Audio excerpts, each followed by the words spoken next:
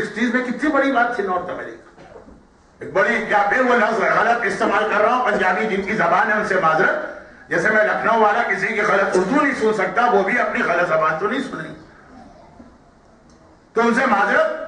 بڑی ٹھوڑ تھی ایک زمانے میں نارتھ امریکہ کی. 60s کی بات کر رہا ہوں. 60s کے تھے, یہاں بہت کم لوگ ہوں, اور ایک صاحب گھوم کے آئے تھے. تو میں انگلینڈ ریٹرن یا انگلینڈ پلٹ کی بات نہیں کر رہا ہوں, امریکہ. وہ جو حالات بتاتے تھے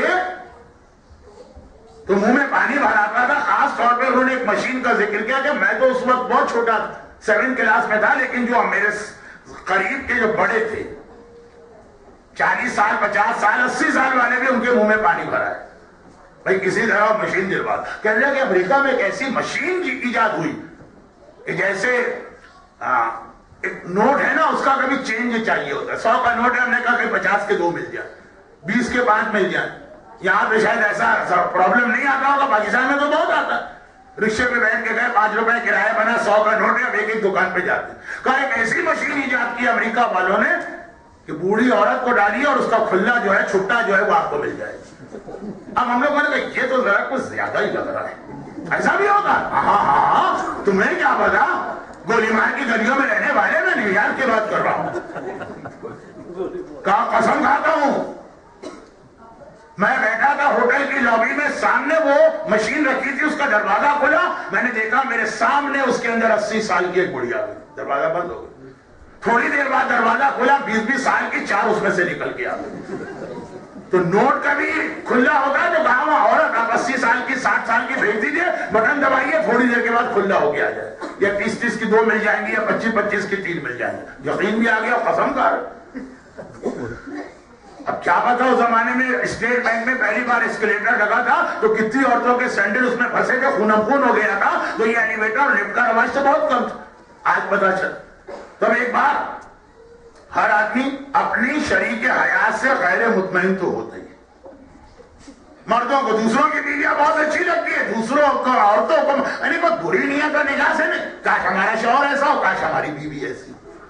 ام الفضل شہزادی ہے, 24 گھنٹے امام کے خلاف کمپلین کر رہی. پہلے تو یہ کمپلین تھی میری شادی کہاں کر دی, لیکن دیکھا یہ تو خود میرے باپ کے اگینسٹ جا رہا, تو باپ ناراض ہوتا اس جملے میں. کہا میرا شوہر یہ ظلم, میرا شوہر یہ ظلم, میرا شوہر یہ ظلم. پہلے تو ہارون مامون اوائڈ کرتا رہا, لیکن ایک رات کو شراب کے نشے پر, شرابی کو کیا پتا میں کیا کر رہا ہوں, بدترین گناہ مانا گیا ہے شراب, شریعت کے اعتبار سے بھی اور اس اعتبار سے بھی کہ شیطان کہتا ہے سب سے آسان اگر کوئی میرا شکار ہے تو شرابی. بنی اسرائیل کا ایک واقعہ ہے, ٹائم نہیں ہے تو واقعے کی ڈیٹیل میں نہیں جاتا ہوں, کوئی چیز سمجھ میں نہ آئے تو وہ مسنگ پارٹ کو آپ خود ہی اپنی عقل سے بھر لیں.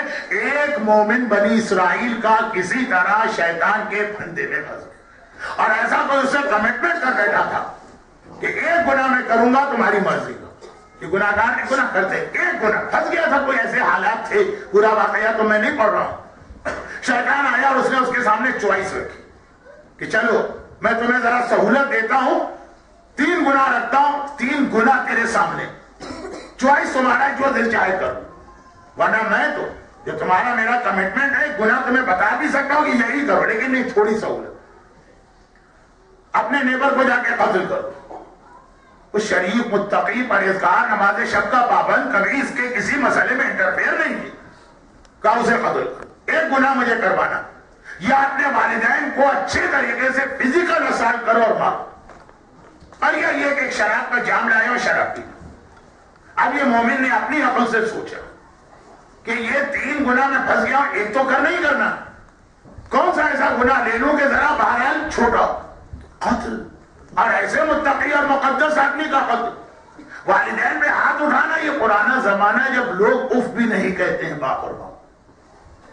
جوتے سے مارنا, اس میں تینوں میں شراب جو ہے وہ بہت ہے, ان 2 کے مقابلے بہت چھوٹا گناہ شراب کی. شیطان مسکرا دیا, پھنس گئے نا میرے جال میں, جسے چھوٹا سمجھ رہے ہو شراب پلا. شراب جو پلا رہے ہو شراب پیتا جا رہا. اب شرابی کا نشہ, ماں نے آ کے دیکھا کہ بیٹا یہ کیا کر رہا ہو, اتنا غصے میں آیا. شرابیوں کو پتہ ہی نہیں, جوتا اٹھا کے پہلے ماں کو مارا تو باپ بچانے کے لیے آئے تو باپ کو بھی مارا. برابر پڑوسی نے ہنگامے کی آواز سنی, وہ آیا, کہا کہ بھائی पुराना जमाना है ना, कोई आदमी बर्दाश्त ही नहीं कर सकता है कि औलाद वालिदैन पे हाथ उठा, और कानून भी ये नहीं कहता mind your own business, don't interfere in my matter. उसने कहा ये क्या कर रहे, तुम कौन हो मेरे मामले में बोलने वाले, तलवार निकाल के उसकी गर्दन उड़ा। जब शराब का नशा उतरा तो पता चला शैतान खेल खेल गया। एक गुनाह के नाम पे शराब, तभी पैगंबर की हदीस, ये रसूल का हिकमत वाला कलाम, अल्लाह ने सारी बुराइयां एक कमरे में रखी और उसकी चाबी शराब। अगर शराब इस्तेमाल कर ली हर गुनाह तुमसे हो जाए। यहां पे रुक के एक बात और कह दूं और अपनी मजलिस वो मामून के वाकये के बाद इख्तिताम को पहुंचा, लेकिन एक बात का मौका बन गया। मौला फरमाते हैं इन कसरा ज़ाहरी रजुलान, और मुल्ला अहमद निराकी ने लिखा है कि ये रसूल की हदीस। बाद ऐसी हदीसें हैं कि पांचवें छठे इमाम में इख्तिलाफ होता है कि ये फिफ्थ इमाम का कौल है कि सिक्स्थ का, और इसी तरह कलाम रसूल और कलाम अली में कई जगह पे ऐसी मिक्सिंग हो गई। नजर बरागा में आप देखेंगे कई खुतबों से पहले सैयद रजी ने नोट डाला है कि बाद उलमा ने इसे रसूल का खुतबा कहा। मुल्ला अहमद निराकी वो शख्सियत है कि इमाम खुमैनी ने विलायत फकीह का नजरिया जब पेश किया तो एतराज हुआ कि आप एक बिल्कुल नई चीज लेकर आए, इससे पहले इस्लाम में यह ही नहीं। इतने बड़े बड़े स्टेटमेंट लोग दे देते हैं बगैर सोचे समझे। तो पूरी एक उनकी तकरीर थी इसके ऊपर कि मुझसे पहले किन उलमा का नजरिया। मुल्ला अहमद निराकी का अपने जमाने के मर्जे थे, बड़े एहतराम से जिक्र। तो ये वो मुल्ला अहमद निराकी की किताब रसूल के फरमाते मेरी कमर दो आदमियों ने तोड़ दी। एक वो आलिम जिसके पास इल्म है लेकिन बेदीन है। सबसे खतरनाक चीज कहा कि भूखा शेर बकरियों को इतना नुकसान नहीं पहुंचाता जितना फासिक और फाजिर आलिम हमारे चाहने वालों को नुकसान पहुंचाता। शेर अटैक करेगा, जितना पेट भरना 2 बकरियां खाएगा, जाके आराम करेगा। ये फासिक और फाजिर आलिम तो ईमान खाता चला जाता है लोगों के। इज़ा सलह अल आलिम सलह अल आलम, इज़ा फसद अल आलिम फसद अल आलम। आलिम ठीक हो गया तो आलम यानी कायनात ठीक हो गई, आलिम बिगड़ गया तो कायनात बिगड़ गई। न हर आलिम लानत के काबिल है, न हर आलिम एहतराम के काबिल है। इतनी कम अज कम साहिबान ईमान में समझ होनी चाहिए। ये पहले। दूसरा, वह आबिदुन जाहिल, वो राह खुदा में कोशिश करने वाला जो कोशिश बहुत कर रहा है, जाहिल। फिर मौला ने आगे वो लफ्ज कहा जो आपने बहुत सुना हो, बगैर इल्म हासिल किए राह खुदा में इबादत करने वाला उस मुसाफिर की तरह जो सीधे रास्ते पर है, डायरेक्शन उसकी गलत। आपको जाना है एडमिंटन, आप सही हाईवे पे जा रहे, लेकिन एडमिंटन नॉर्थ में, आप सही हाईवे पे जा रहे हैं साउथ की तरफ। जितना तेज चलेंगे उतना मंजिल से दूर ही होते चले जाएंगे। ये बहुत बड़ा इस्लाम के लिए कि जो इस्लाम की खिदमत करना चाहते हैं, जो इस्लाम को सर्विस देना चाहते हैं, नॉलेज कुछ नहीं, यह बहुत लिमिटेड नॉलेज। और वो ये अपने जो उनके अपने ख्यालात है उसको फिर वो नॉलेज नहीं ना, उसको इस्लाम बना देते और उसके बाद कहते हैं कि ये करो ये करो ये करो। हमारे यहाँ तकलीफ इसलिए भी कि भाई फर्ज कीजिए कि आज का जमाना है, मेरी अकल सब काम नहीं कर कि मैं इस जमाने में इमाम हसन की सीरत पे चलूं, कि आका हुसैन की सीरत पे चलूं, कि आका सज्जाद की सीरत पे चलूं। हर आदमी अपनी राय दे, सही और गलत का रजा फिर जरूरत पड़ती है मर्जी तकलीफ या वक्त का रहबर या जो नायब इमाम वो बताता। तो खुलासा यह है कि ये जो बहुत बड़ा मसला, नॉलेज है नहीं, आदमी बड़ी बड़ी बातें करने लगता। उसके अब वो जो बात आ गई थी शराब, वो मर्दे मोमिन छोटा गुनाह करने जा रहा था, उस बेचारे को पता ही नहीं था कि ये शराब वो चीज है जो मुझसे कत्ल भी करवाएगी, मुझसे वालिदैन को का फिजिकल असर भी करवाएगी, मुझे एक गुनाह करने में मैं मजबूर हूं, मुझसे 3 गुनाह करवाएगी। Limited knowledge. मामून भी शराब पिए हुए, बेटी ने आज आके जो कंप्लेन की तो गुस्सा, शराब के नशे में चूर कर तलवार उठाई, इमाम के कमरे में गया और इमाम के बदन पे इतनी तलवारें मारी कि टुकड़े टुकड़े कर दिया इमाम का बदन। कमरे में आए, अपने कमरे में सो गए शराबी। जब सुबह को उसका नशा उतरा, सुबह से मतलब ये सूरज वूरज निकल आया, ये कौन से नमाजी हैं ये लोग, तो एक बार उसको रियलाइज हुआ मुझसे कितनी बड़ी गलती हुई। कौन सी गलती? इमाम की शहादत भी पॉलिटिकल मिस्टेक। मेरे ऊपर ऑलरेडी ये एलिगेशन है कि मैं एक इमाम को शहीद कर चुका हूं। एलिगेशन किया, हक है, किया था उसने शहीद। कहा अगर एक दूसरे इमाम के कत्ल का इल्जाम भी आ गया तो मैं मारा जाऊं। अल्लाह के यहां नहीं, यहां पब्लिक मेरे अगेंस्ट हो जाए, یہ میں نے کیا کر دیا؟ اپنا تخت اس کو خطرے میں نظر آئے. یزید نے اہل بیت کو رہا کیا شام کی 1 سال کے قید کے بعد. پچھتایا تھا, توبہ کی تھی, جی نہیں, پولیٹیکل مسٹیک محسوس کیا. اب مامون بہت پریشان, کیا کروں, حکومت ہاتھ سے جا رہی ہے. پریشانی میں وہ اپنے کمرے سے نکلا, دیکھا جو صحن میں حوض ہے وہاں بیٹھے ہوئے امام وضو فرما رہے. ارے یہ تو زندہ, یہ زندہ ہے. میں نے اپنے ہاتھ سے ان کے اوپر اتنی تلوار چلائی. پھر یہ خیال آیا کہ شاید میں شراب کے نشے میں تو تھا, ہلکی ہلکی تلوار ماری ہوگی, خالی بدن پہ کچھ کٹ لگے ہوں. کیسے پتا چل؟ غلام سے کہا کہ اگر کسی طرح تو امام کا جسم دیکھ کے مجھے بتا دے کہ کیا حالت ہے, میں تجھے ابھی آزاد کر دوں. غلام کے لیے بہت بڑی بات. قریب آیا اور کہا کہ فرزند رسول, نوے امام حوض پہ بیٹھے ہوئے اور مامون اپنے کمرے کے دروازے پہ کھڑا. یہ تقی کی پہلی وجہ ہے, 2 وجہ تھی, یہ پہلی وجہ.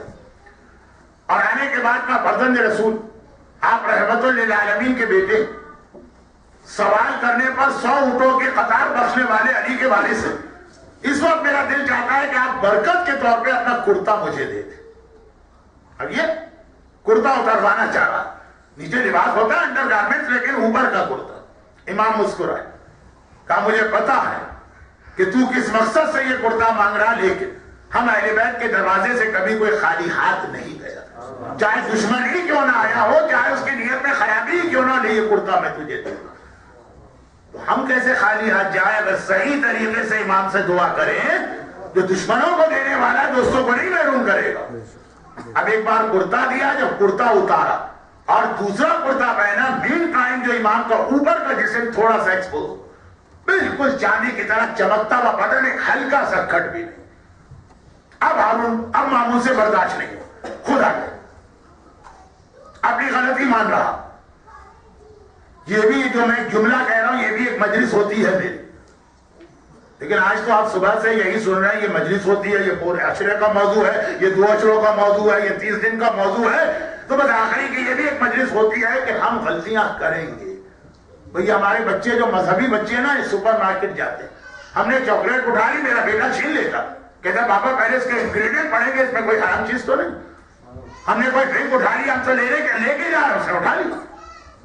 بڑے ہمارے بچے اس معاملے میں جہاں ذرا ریلیجس ماحول ہے, بہت سمجھدار.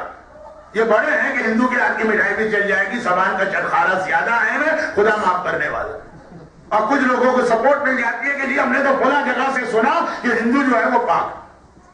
اہل کتاب کے بارے میں تو فتویٰ ہے, اس میں بھی آپ کو معلوم ہوگا کہ پرانے علماء کو کچھ اور نظریہ تھا, آج کے اجتہاد میں کچھ اور ہے, لیکن ہندو یا سکھ کچھ سوال ہی پیدا نہیں ہوتا, پوری شیعت متفق ہے کہ وہ لوگ نجس ہیں.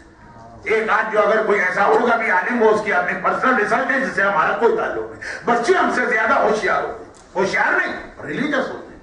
چاکلیٹ نہ اٹھانے دیں, بسکٹ نہ کھانے دیں, بریڈ نہ کھانے دیں کہ بابا پہلے اس کے انگریڈینٹ پڑھیں. انسان کے بھی انگریڈینٹ, ایک انگریڈینٹ ہے جو سائنس بتائی. یہاں کوئی ڈاکٹر یا پیتھولوجی کا ماہر ہے, اتنا آئرن ہوگا, اتنا واٹر ہوگا, اتنا پوٹاشیم ہوگا, اتنا سوڈیم ہوگا انسان کے اندر. ایک ہے اسلام بتاتا, تمہارے انگریڈینٹ میں ہے گناہ کرنا. اللہ نے تمہارے اندر نفس امارہ رکھا ہے جو تمہیں کھینچ کے لے جائے گا گناہ کرنے. ہم گناہ کریں اس میں کوئی تعجب نہیں. اسلام ہمارے گناہ کو مانتا ہے کہ تم سے غلطی ہوگی, صرف ایک بات کہتا ہے, اپنی غلطی جیسے ہی ریئلائز ہو مان لو, اس کو جسٹیفائی نہ کرو کہ جو میں نے کیا ہے